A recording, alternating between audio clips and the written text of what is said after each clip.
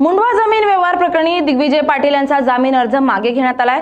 पुण्यातील मुंडवा परिसरातील सुमारे 40 एकर शासकीय जमीन खरेदी विक्री व्यवहारावरून मोठा वाद निर्माण झालाय। या व्यवहारात 1800 कोटींची जमीन सुमारे 300 कोटींचा व्यवहार दाखवण्यात खरेदी केल्याचा आरोप आहे। संबंधित जमीन एका खासगी कंपनी मार्फत खरेदी करण्यात आल्याचं सांगितलं जातंय। याच प्रकरणात पार्थ पवारांचे निकटवर्तीय दिग्विजय पाटील यांच्यावर गुन्हा दाखल झालाय।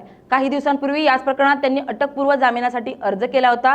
मुंडवा जमीन व्यवहार प्रकरणात आता एक नवीन ट्विस्ट समोर येत आहे। दिग्विजय पाटलांनी आपला अटकपूर्व जामीनचा जो अर्ज होता तो मागे घेतलेला आहे। खरं तर ही 40 एकराची जी जमीन होती, जी शासकीय होती, त्याच्यावर 300 कोटीचा व्यवहार झाला होता आणि या प्रकरणात दिग्विजय पाटील यांच्यावर देखील पुणे गुन्हे शाखेकडून तपासणी होत होती, त्यांच्यावर गुन्हा नोंदवला गेला होता।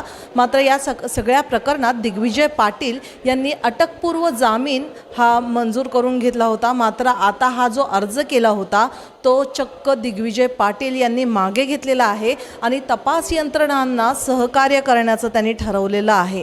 मात्र त्यांनी जो अटकपूर्व जामीनचा अर्ज केला होता तो मागे घेतल्यामुळे आता या मुंडवा प्रकरणामध्ये नवीन ट्विस्ट समोर आलेला आहे। त्याच्यामुळे आता नेमकं याच्यावर काय तपास होतो हे बघणं गरजेचं राहील। पुण्याहून प्रतीक्षा पारखी, LS मराठी, पुणे।